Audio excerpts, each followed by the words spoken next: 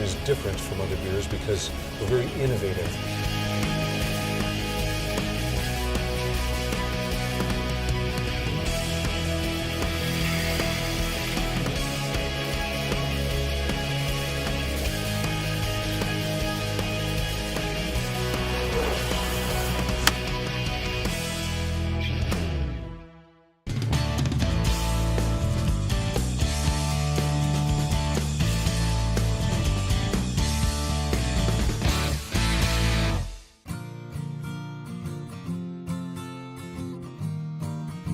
My name is LaCasse, and I make custom maple and ash baseball bats.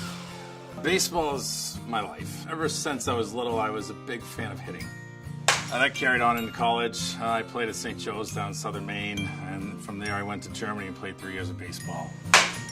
All baseball bats, they have a tendency to break if you hit them wrong. I had the idea of I'd love to be able to make a bat one day and take it to the ball game. And around 2005, 2006 is when I started just hand-turning bats.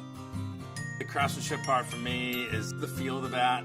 Each piece of wood is so unique. I may take the bat off the lathe 3 or 4 times before it's actually exactly the feel of the customer. The biggest difference between my bats and a lot of bigger companies out there, I'm really making one type of bat. I'm making grade A bats. I'm only going to hand turn something that's a good high quality wood. I put a lot of time and effort into each single bat. It's very custom for every player. It's a very personal relationship with all my customers.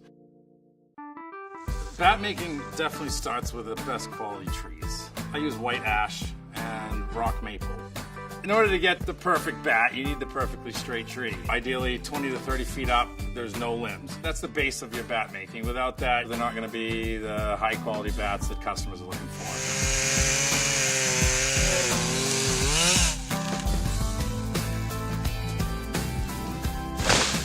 After cutting the tree down, I'll start right from the base of the tree and I'll cut the first 4 feet. I'll keep doing 4-foot increments from there on up.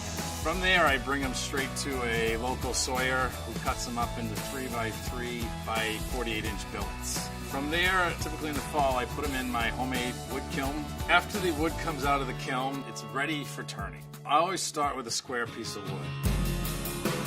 Right from there, I'll take rough and gouge. It's a large knife I use. Its main purpose is to take it to round.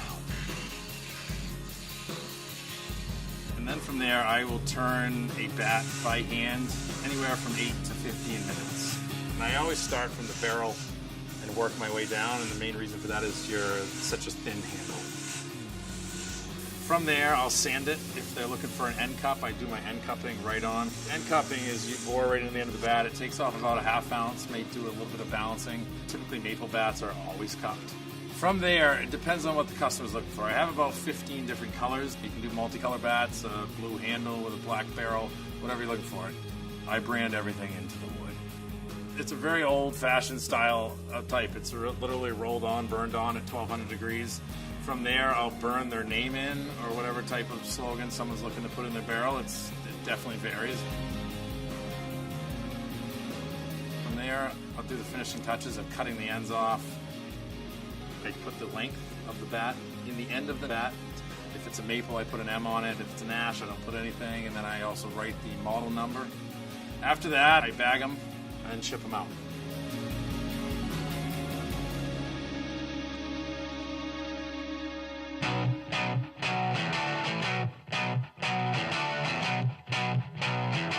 My name is Jeff Conine, and I played Major League Baseball for 17 years. I currently work for the Miami Marlins as a special assistant to the president. I'm just a lifelong baseball guy.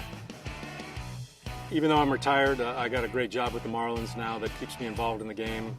I'm on the field around batting practice. I instruct in spring training, so I'm around hitting all the time. I love to talk hitting. Hopefully these young guys that are coming up can use that information to make themselves better.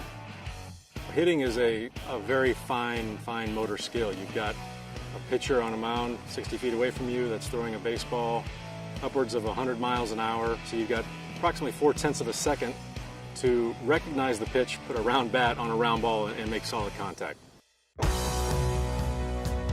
The reason why baseball is so difficult is because you've got a 34-inch bat, but literally the sweet spot is about 3 inches on the barrel. Square up that round baseball with this curved surface on this bat, in a spot of 3 inches. It's like hitting a dime-sized spot on the ball and the bat. To be able to put that ball in the middle of that bat in that 3 inches is the toughest thing to do in sports.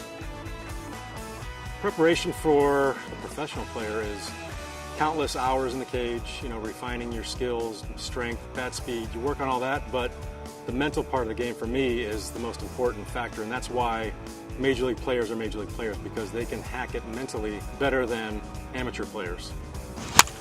I'm an intense competitor. It doesn't matter what I'm doing, doesn't matter what I'm playing, I have to win. For me, it was just a relentless work ethic that got me to where I was. Come on! Well, when you talk about bats in Major League Baseball, it's, talking about a violin to a concert violinist. To have very specific preferences on length, weight, handle size, barrel size, wood type, color.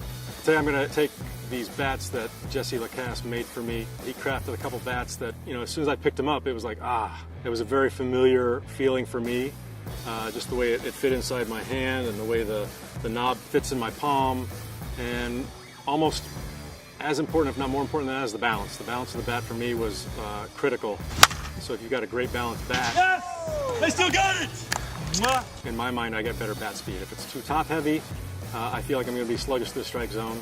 If it's too handle heavy, then I'll be too quick to the strike zone. So Jesse's bats, I think, were made with great balance. I started off with they call it a C271 model, which is a kind of a flared handle and a tapered barrel, and it felt comfortable in my hands for the longest time. Toward the end of my career, as your bat speed might decline a little bit, you try to find a bat, I think, that's better balanced. For me, it was a very well balanced bat that I felt I could order a heavier piece of wood, which gives you better wood.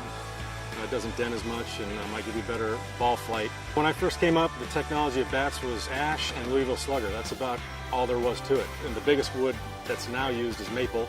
I switched to maple, not really too much for performance reasons. I thought the bats were a little bit harder, but the sound.